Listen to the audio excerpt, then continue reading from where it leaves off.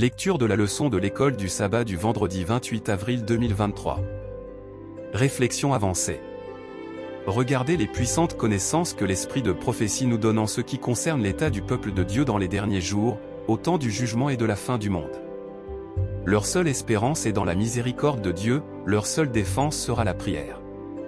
Tout comme Josué plaida devant l'ange, ainsi l'Église du reste, avec un cœur brisé et une foi sincère, plaidera pour le pardon et la délivrance par Jésus, son avocat.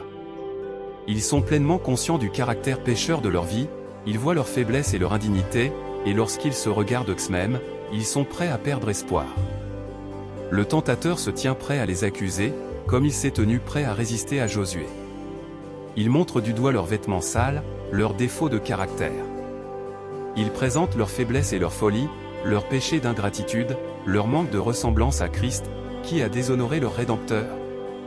Le peuple de Dieu a été à bien des égards très fautif.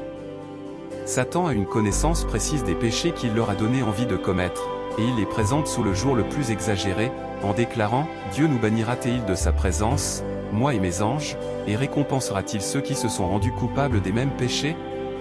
Tu ne peux pas faire cela, Seigneur, en toute justice. Ton trône ne tiendra pas dans la justice et le jugement.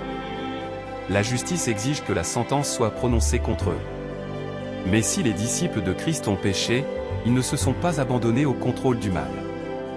Ils ont rejeté leurs péchés, ils ont cherché le Seigneur dans l'humilité et la contrition, et l'avocat divin plaide en leur faveur. Celui qui a été le plus abusé par leur ingratitude, qui connaît leurs péchés, et aussi leur repentir, déclare « Le Seigneur te châtie, ô Satan.